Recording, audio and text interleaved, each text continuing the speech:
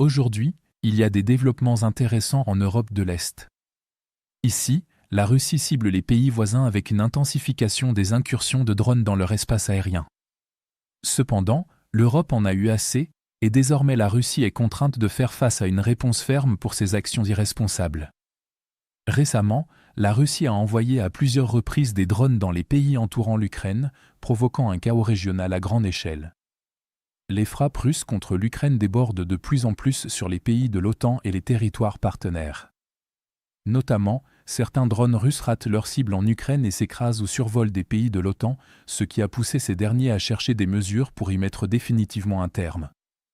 L'incident le plus grave s'est produit en Turquie, où des chasseurs F-16 turcs ont été déployés pour intercepter des drones Shahed s'approchant de son espace aérien. Peu après, l'un de ces appareils s'est écrasé sur l'autoroute Istanbul-İzmir après la perte de contact avec le pilote, qui avait décollé d'une base dans l'ouest de la Turquie.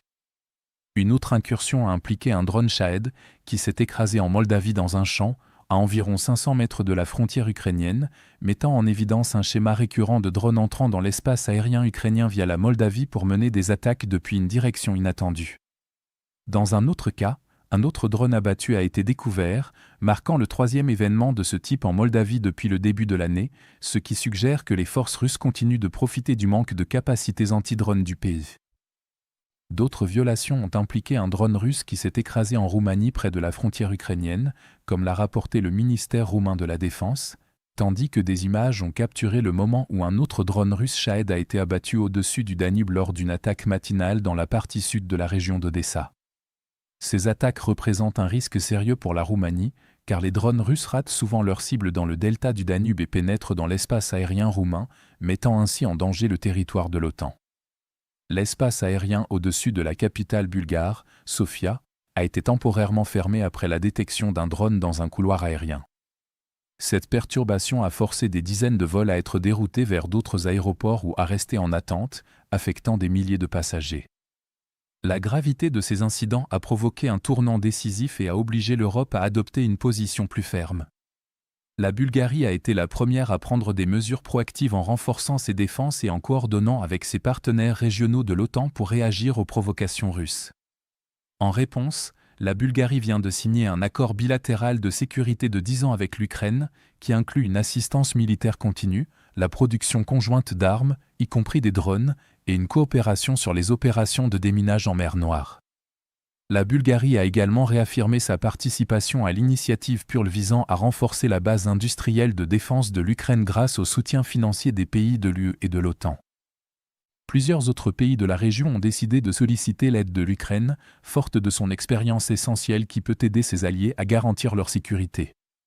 Le pays a développé une base industrielle de défense solide dans les technologies anti-drones, telles que les drones intercepteurs, les capacités de guerre électronique, et dispose des données nécessaires pour élaborer des tactiques adaptées à des défenses aériennes en couche. Ces capacités sont déjà utilisées pour protéger les États du Golfe et peuvent désormais également contribuer à renforcer les défenses de l'Europe de l'Est dans la région de la mer Noire afin de contrer la menace des drones russes. Par ailleurs, un soutien de la Grèce a été mis en place pour la Bulgarie. Dans le cadre de cette coopération, les autorités grecques ont déployé un système de défense aérienne patriote dans le nord de la Grèce pour aider à protéger l'espace aérien bulgare contre d'éventuelles menaces de missiles, et 2 chasseurs F-16 ont été envoyés en Bulgarie pour des missions de police du ciel. Ces mesures interviennent dans un contexte de préoccupation accrue concernant une escalade régionale plus large, notamment à la lumière de la guerre au Moyen-Orient, alors que les États-Unis utilisent les infrastructures militaires et logistiques à la fois en Bulgarie et en Grèce pour leurs opérations. Cette dépendance accroît l'importance stratégique de ces sites, tout en les rendant plus vulnérables à d'éventuelles attaques et provocations. Pour les pays de la région, la présence de drones à proximité des infrastructures clés utilisées pour les opérations militaires n'est plus une simple violation mineure de l'espace aérien, mais constitue désormais une véritable préoccupation sécuritaire. Par exemple, la fermeture de l'espace aérien au-dessus de Sofia est intervenue seulement 2 jours après que l'armée américaine a redéployé 15 avions ravitailleurs à Sofia, qui participent aux opérations américaines.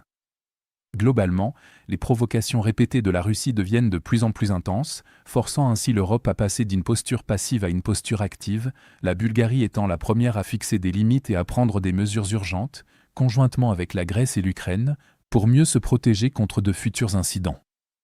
L'exemple bulgare montre aux autres pays que renforcer la collaboration avec l'Ukraine est essentiel pour améliorer encore la défense aérienne de l'Europe et démontrer que les pays de l'OTAN ne toléreront pas indéfiniment l'arsenal de guerre hybride de la Russie.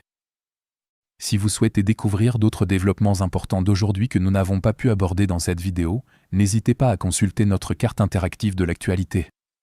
Le lien vers notre carte interactive se trouve dans la description ci-dessous. Merci d'avoir regardé cette mise à jour, et un merci tout particulier à tous ceux qui suivent déjà notre carte interactive.